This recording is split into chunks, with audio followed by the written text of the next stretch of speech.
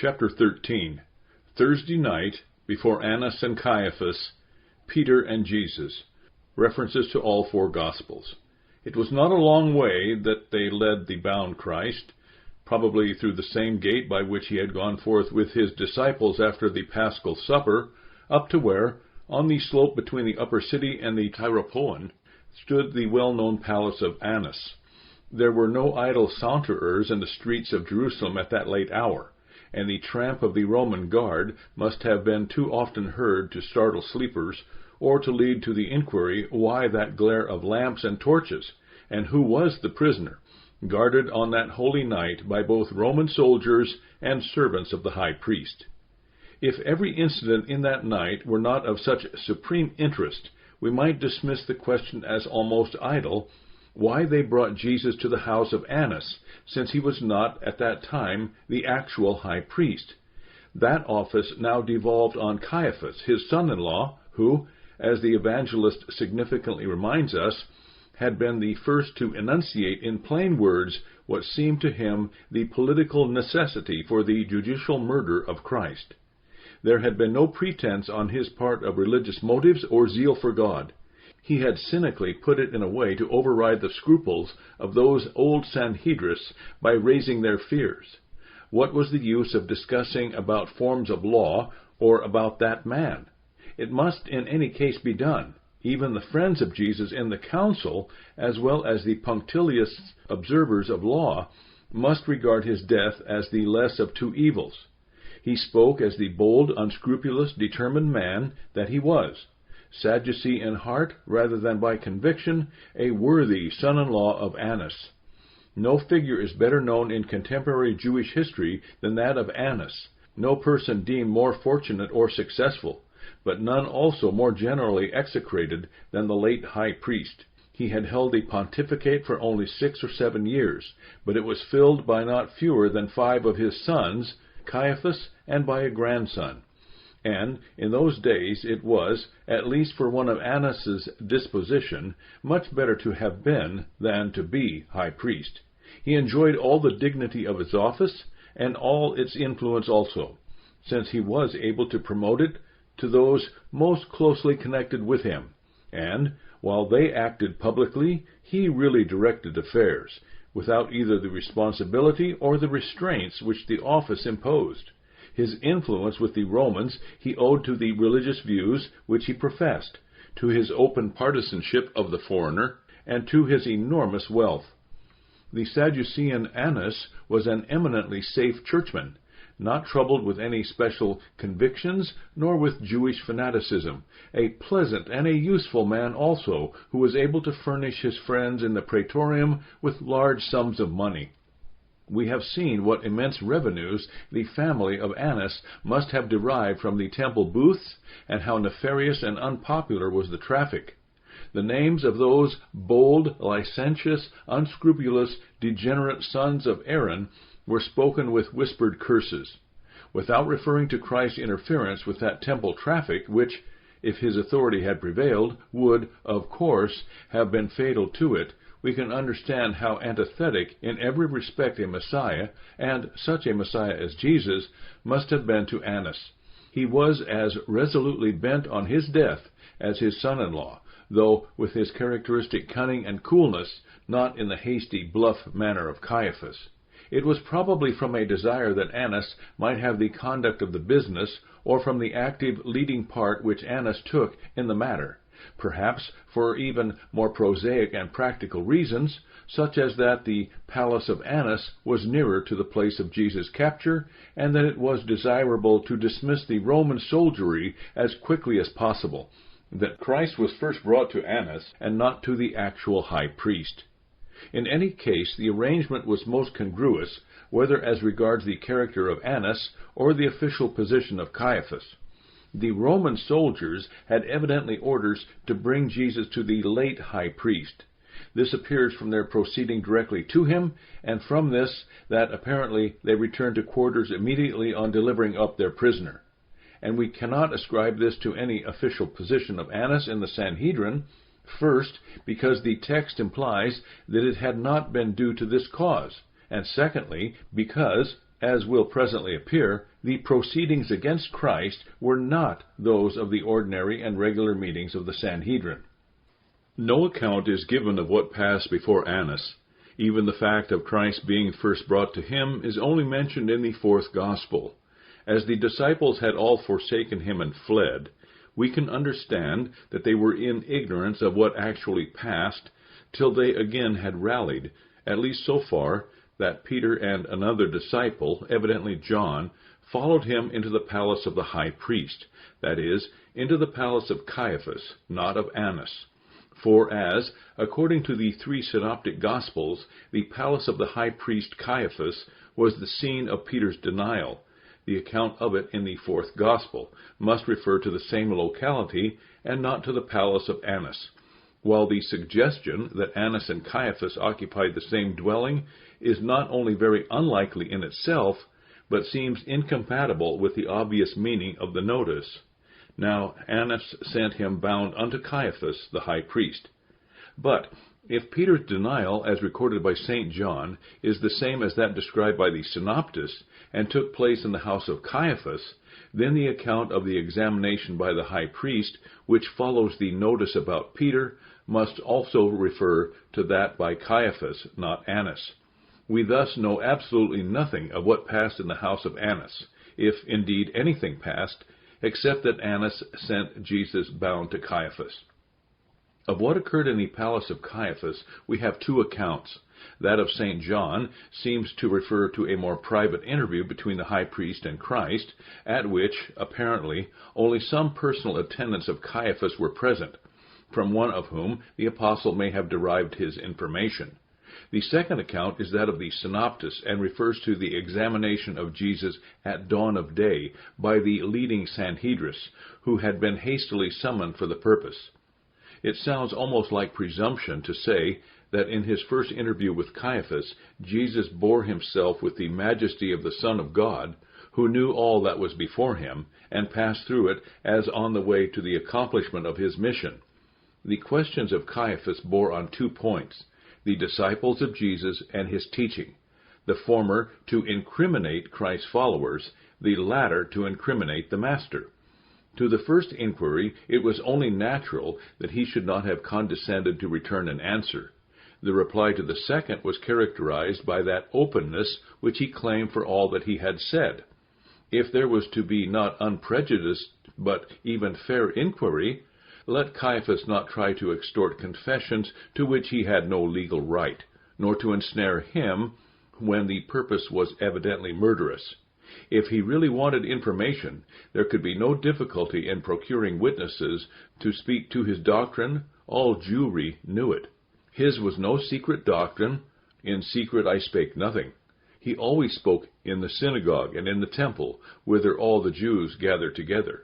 If the inquiry were a fair one, let the judge act judicially, and ask not him, but those who had heard him.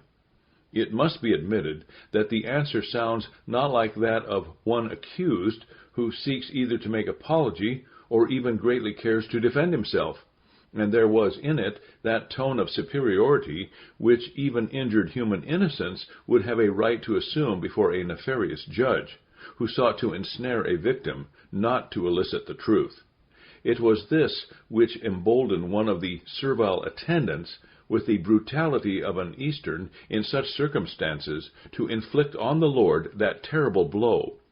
Let us hope that it was a heathen, not a Jew, who so lifted his hand.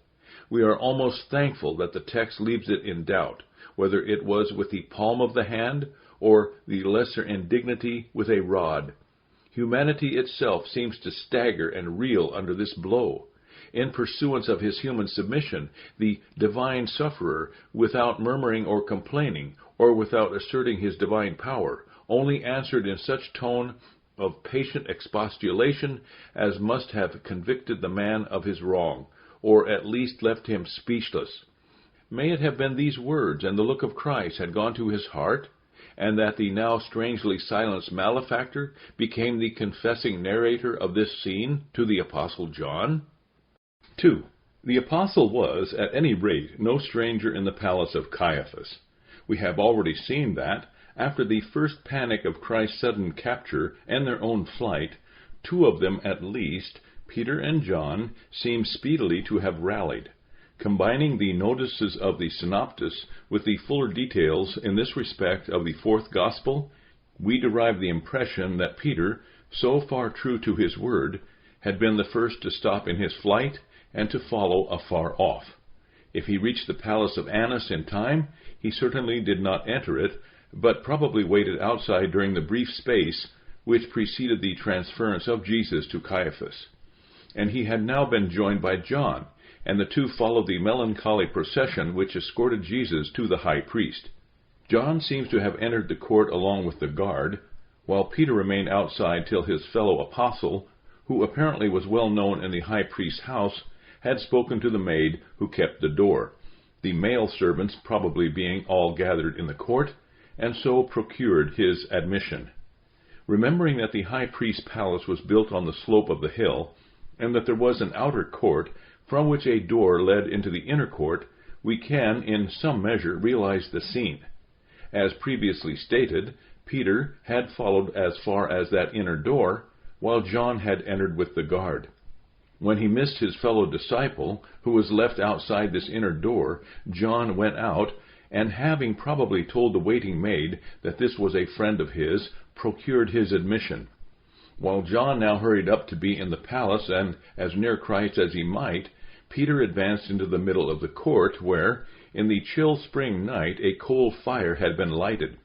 The glow of the charcoal, around which occasionally a blue flame played, threw a peculiar sheen on the bearded faces of the men as they crowded around it, and talked of the events of that night, describing with Eastern volubility to those who had not been there what had passed in the garden, and exchanging, as is the manner of such serving men and officials, opinions and exaggerated denunciations concerning him who had been captured with such unexpected ease, and was now their master's safe prisoner. As the red light glowed and flickered, it threw the long shadows of these men across the inner court, up the walls towards the gallery that ran round, up there, where the lamps and lights within, or as they moved along apartments and corridors, revealed other faces, there, where, in an inner audience chamber, the prisoner was confronted by his enemy, accuser, and judge. What a contrast it all seemed between the purification of the temple only a few days before, when the same Jesus had overturned the trafficking tables of the high priest, and as he now stood, a bound prisoner before him, at the mercy of every menial who might carry favor by wantonly insulting him. It was a chill night when Peter, down beneath, looked up to the lighted windows. There, among the serving men in the court, he was in every sense without. He approached the group around the fire. He would hear what they had to say. Besides, it was not safe to stand apart. He might be recognized as one of those who had only escaped capture in the garden by hasty flight. And then it was chill, and not only to the body, the chill had struck to his soul. Was he right in having come there at all? Commentators have discussed it as involving neglect of Christ's warning, as if the love of anyone who was and felt as Peter could have credited the possibility of what he had been warned of, and, if he had credited it, would, in the first moments of returning, flood after the panic of his flight, have remembered that warning, or, with cool calculation, acted up to the full measure of it. To have fled to his home and shut the door behind him, by way of reckoning it impossible to deny that he knew Christ, would not have been Peter nor any true disciple. Nay, it would itself have been a worse and more cowardly denial than that of which he was actually guilty. Peter followed afar off, thinking of nothing else but his imprisoned master, and that he would see the end, whatever it might be. But now it was chill, very chill, to body and soul, and Peter remembered it all, not indeed the warning, but that of which he had been warned. What good could his confession do? Perhaps much possible harm. And why was he there? Peter was very restless, and yet he must seem very quiet. He sat down among the servants, then he stood up among them. It was this restlessness of attempted indifference which attracted the attention of the maid who had at first admitted him. As in the uncertain light she scanned the features of the mysterious stranger, she boldly charged him, though still in a questioning tone, with being one of the disciples of the man who stood incriminated up there before the high priest. And in the chattering of his soul's fever, into which the chill had struck, Peter vehemently denied all knowledge of him to whom the woman referred, nay, of the very meaning of what she said. He had said too much, not to bring soon another charge upon himself.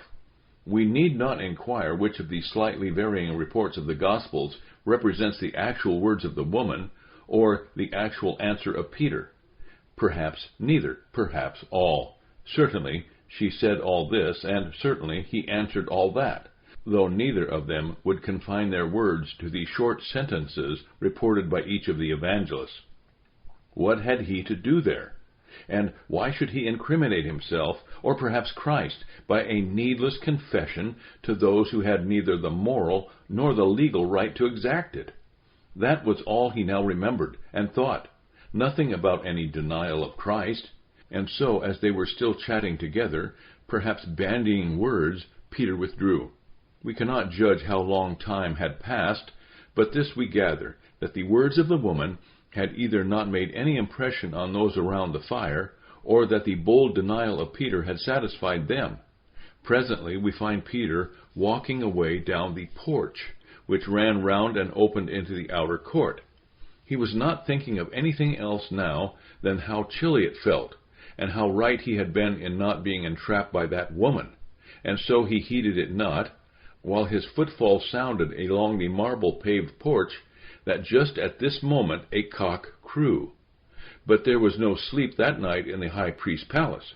As he walked down the porch towards the outer court, first one maid met him, and then, as he returned from the outer court, he once more encountered his old accuser, the door portress, and as he crossed the inner court to mingle again with the group around the fire, where he had formerly found safety, he was first accosted by one man, and then they all around the fire turned upon him, and each and all had the same thing to say, the same charge, that he was also one of the disciples of Jesus of Nazareth. But Peter's resolve was taken. He was quite sure it was right, and to each separately, and to all together, he gave the same denial, more brief now, for he was collected and determined, but more emphatic even with an oath. And once more he silenced suspicion for a time, or perhaps attention was now otherwise directed. 3.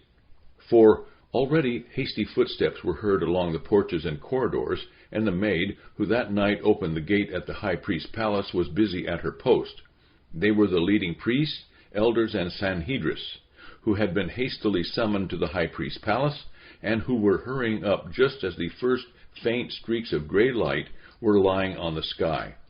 The private examination by Caiaphas we place, as in the Gospel of St. John, between the first and second denial of Peter, the first arrival of Sanhedrists immediately after his second denial.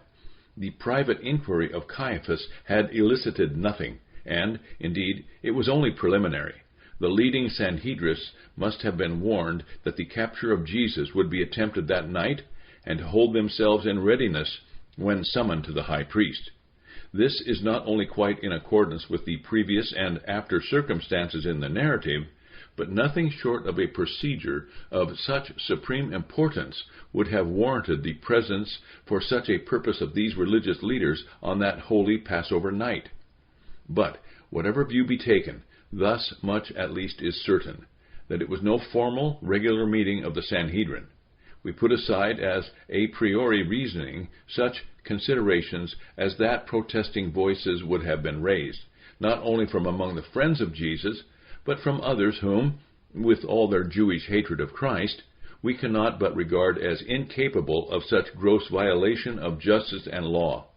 But all Jewish order and law would have been grossly infringed in almost every particular if this had been a formal meeting of the Sanhedrin. We know what their forms were, although many of them, as so much in rabbinic accounts, may represent rather the ideal than the real. what the rabbis imagined should be rather than what was, or else what may date from later times. According to rabbinic testimony, there were 3 tribunals. In towns of less than 120 male inhabitants, there was only the lowest tribunal, that consisting of 3 judges. Their jurisdiction was limited, and notably did not extend to capital causes. The authority of the tribunal was next instance. That of 23 was also limited, although capital causes lay within its competence. The highest tribunal was that of 71, or the Great Sanhedrin, which met first in one of the temple chambers, or the so-called Chamber of Hewn Stones, and at the time of which we write in the booths of the sons of Annas. The judges of all these courts were equally set apart by ordination, originally that of laying on of hands. Ordination was conferred by 3, of whom one at least must have himself been ordained, and able to trace up his ordination through Joshua to Moses. This, of course, on the theory that there had been a regular succession of ordained teachers, not only up to Ezra, but beyond him to Joshua and Moses. The members of the tribunals of 23 were appointed by the Great Sanhedrin. The members of the tribunals of 3 were likewise appointed by the Great Sanhedrin, which entrusted to men, specially accredited and worthy, the duty of traveling through the towns of Palestine and appointing and ordaining in them the men best fitted for the office. The qualifications mentioned for the office remind us of those which St. Paul indicates as requisite for the Christian eldership.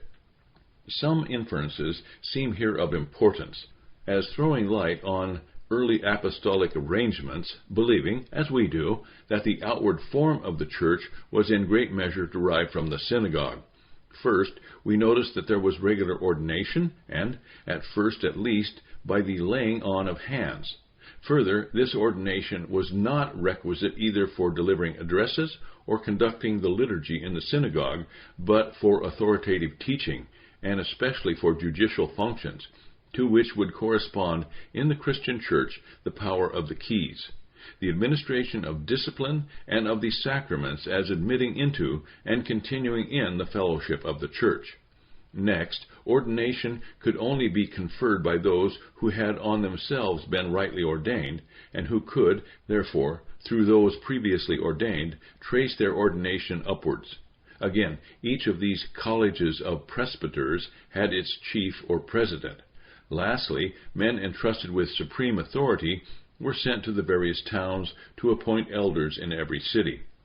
The appointment to the highest tribunal, or Great Sanhedrin, was made by that tribunal itself, either by promoting a member of the inferior tribunals, or one from the foremost of the 3 rows, in which the disciples or students sat facing the judges.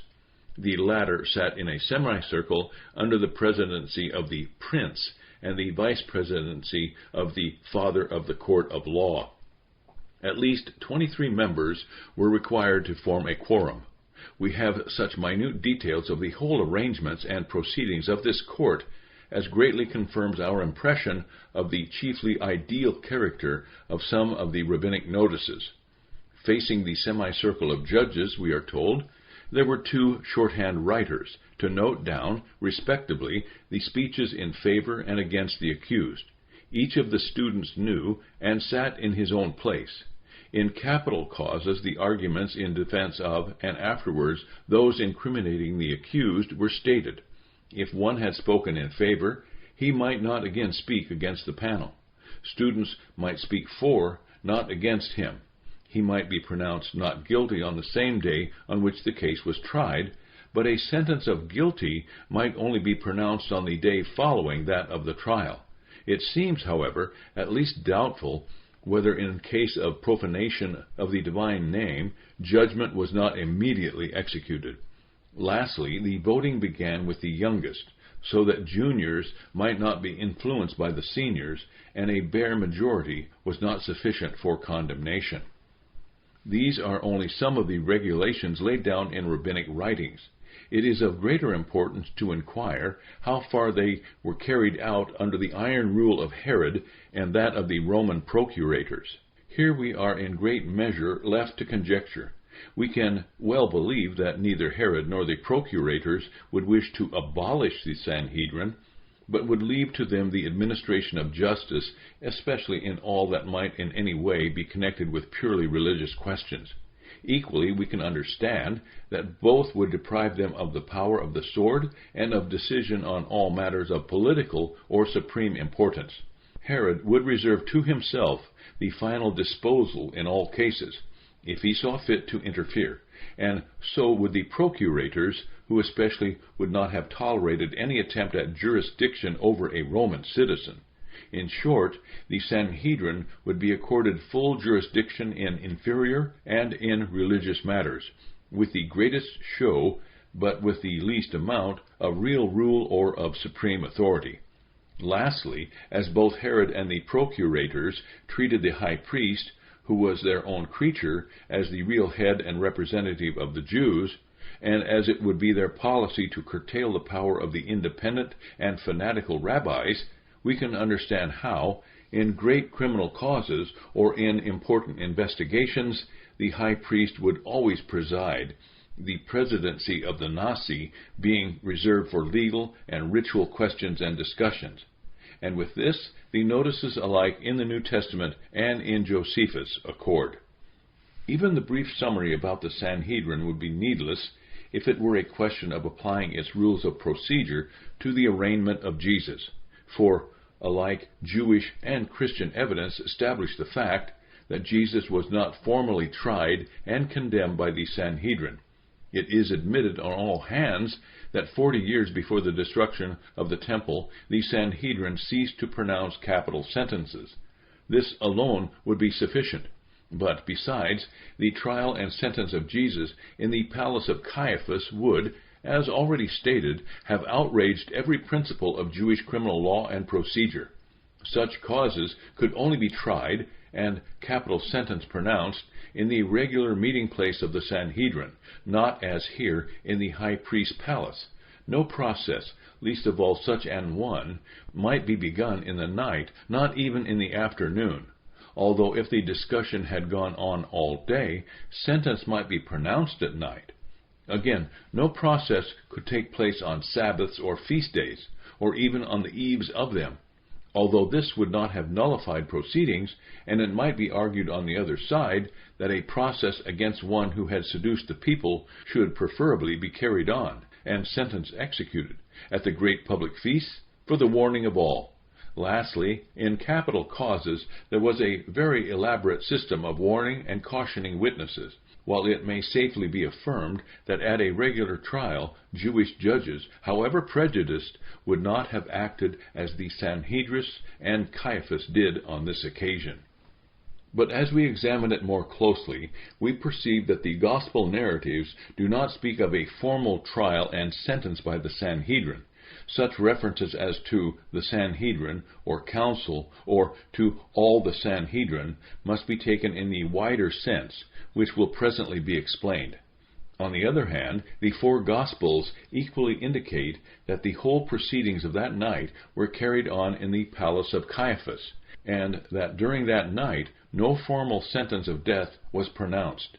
St. John, indeed, does not report the proceedings at all. St. Matthew only records the question of Caiaphas and the answer of the Sanhedrin, and even the language of St. Mark does not convey the idea of a formal sentence. And when in the morning, in consequence of a fresh consultation, also in the palace of Caiaphas, they led Jesus to the praetorium, it was not as a prisoner condemned to death, of whom they asked the execution, but as one against whom they laid certain accusations worthy of death, while, when Pilate bade them judge Jesus according to Jewish law, they replied not that they had done so already, but that they had no competence to try capital causes. 4.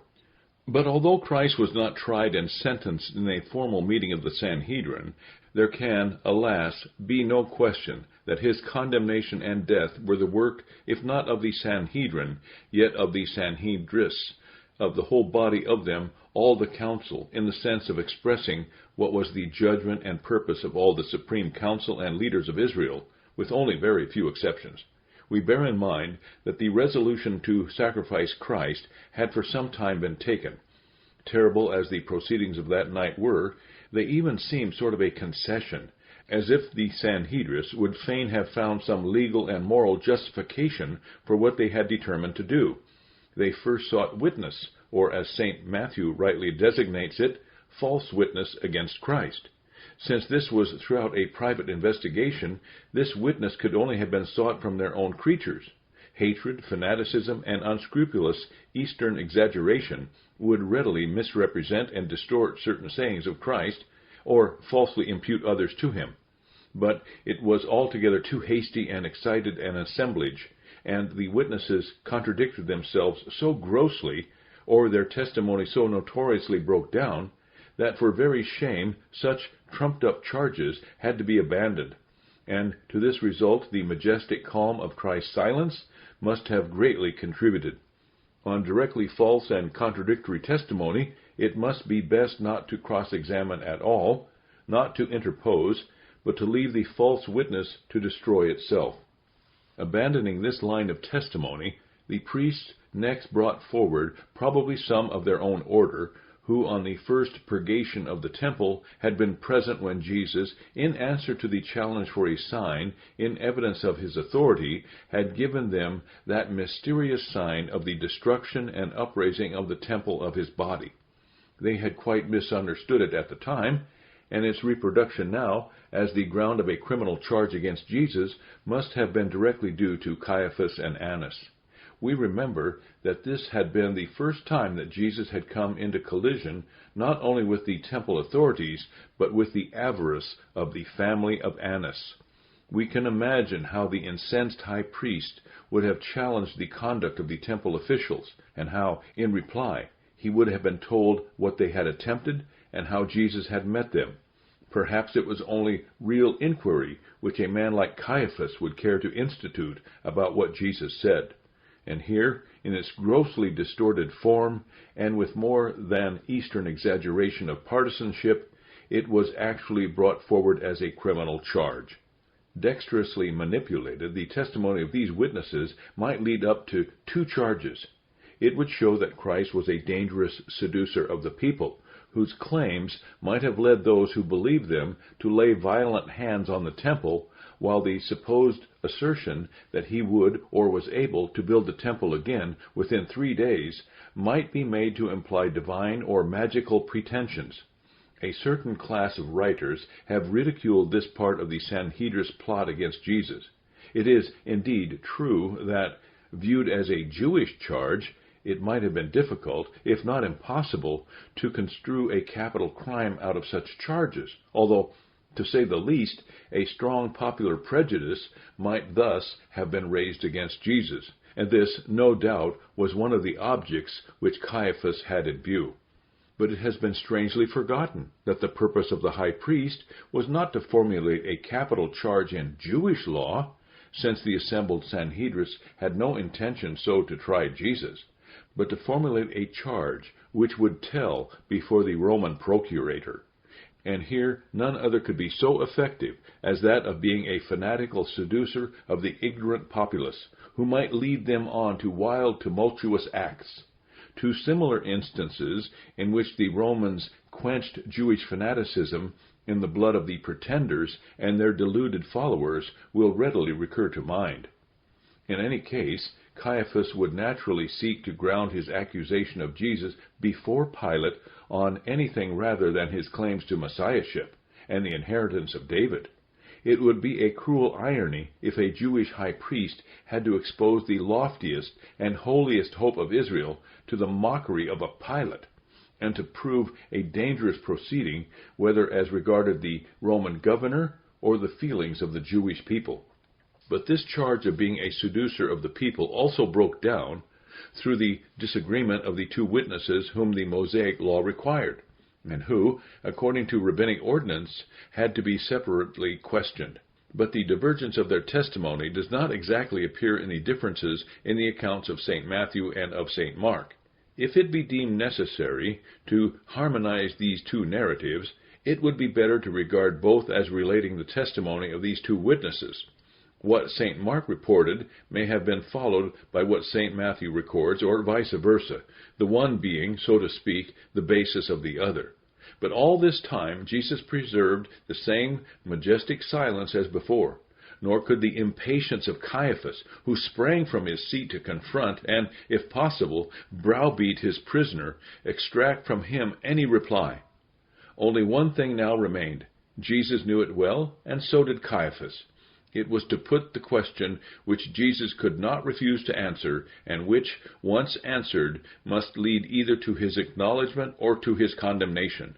In the brief historical summary which St. Luke furnishes, there is an inversion of the sequence of events, by which it might seem as if what he records had taken place at the meeting of the Sanhedrin on the next morning. But a careful consideration of what passed there obliges us to regard the report of St. Luke as referring to the night meeting described by St. Matthew and St. Mark.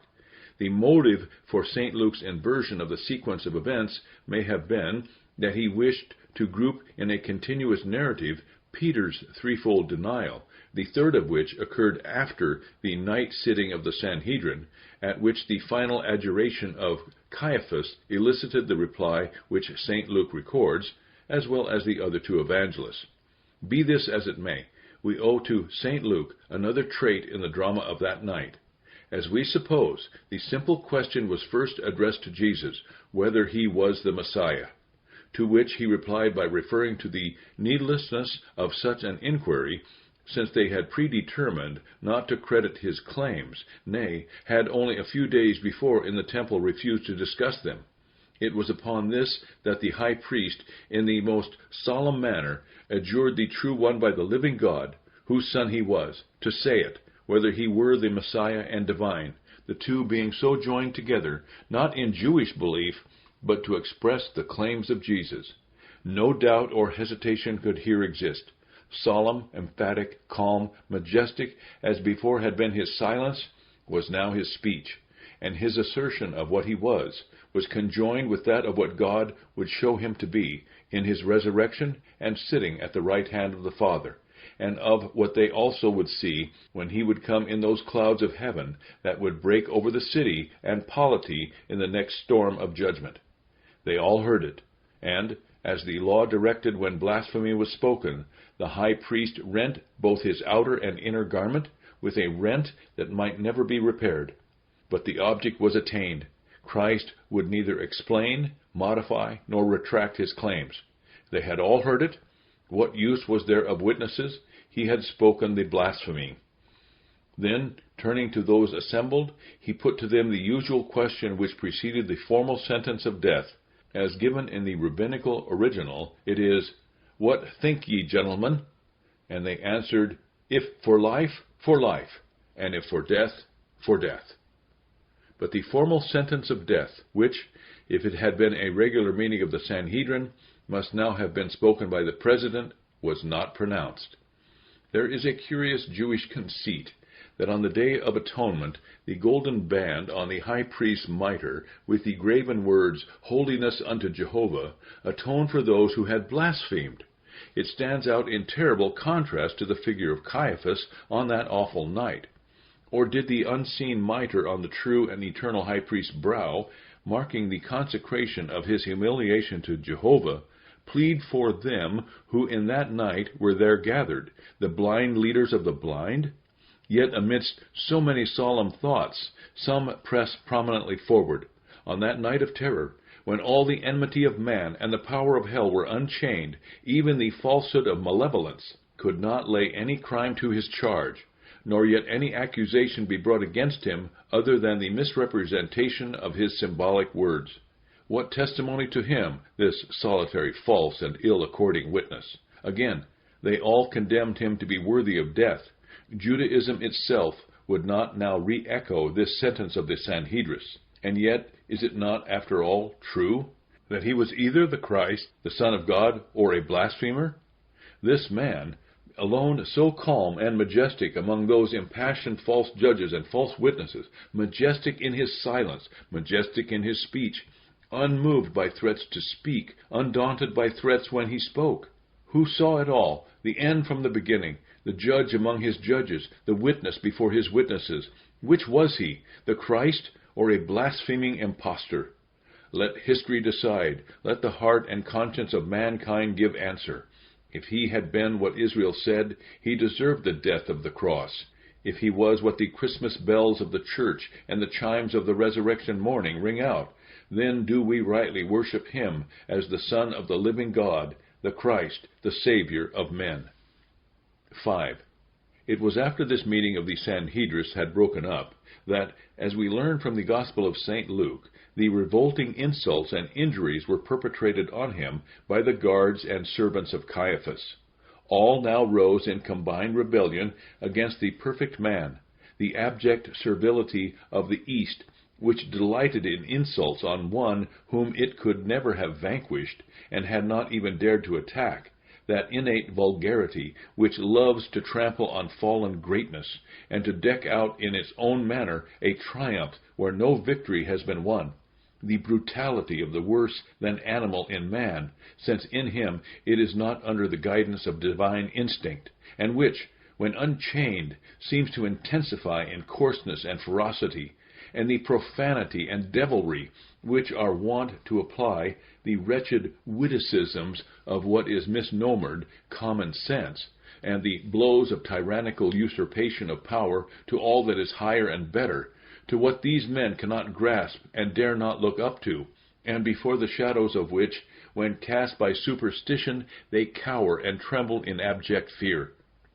And yet these insults, taunts, and blows which fell upon that lonely sufferer, not defenseless, but undefending, not vanquished, but uncontending, not helpless, but majestic, involuntary self-submission for the highest purpose of love, have not only exhibited the curse of humanity, but also removed it by letting it descend on him, the perfect man, the Christ, the Son of God.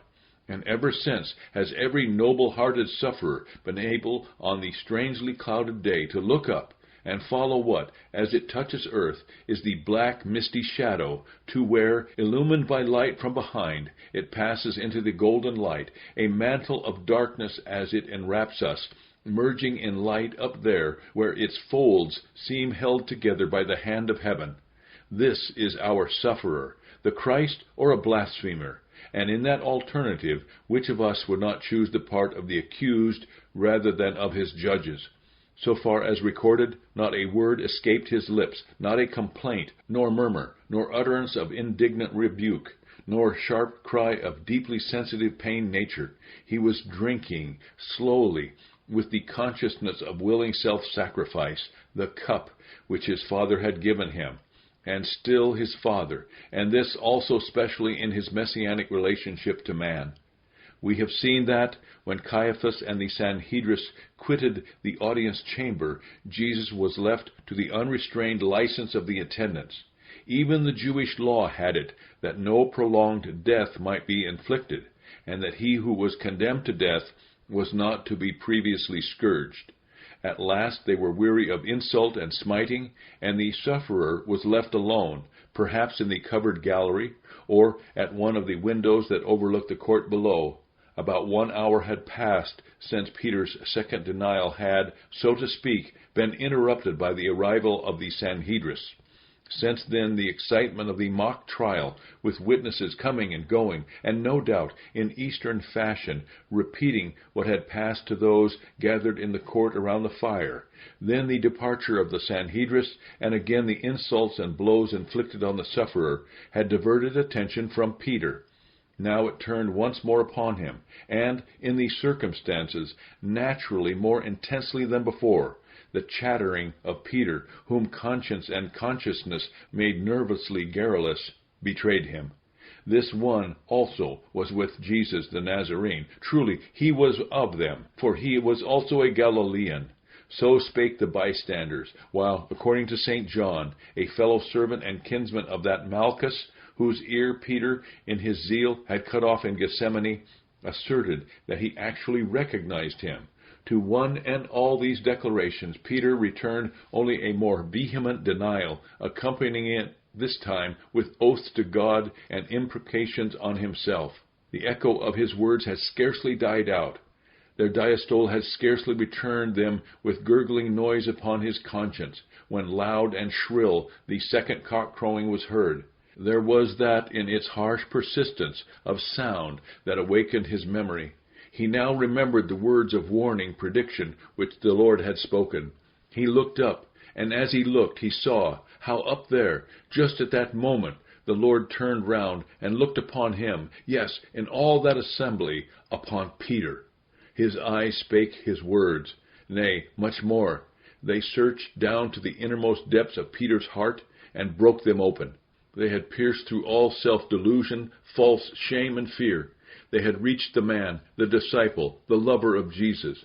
Forth they burst, the waters of conviction, of true shame, of heart sorrow, of the agonies of self-condemnation, and, bitterly weeping, he rushed from under those suns that had melted the ice of death and burnt into his heart, out from that cursed place of betrayal by Israel, by its high priest, and even by the representative disciple.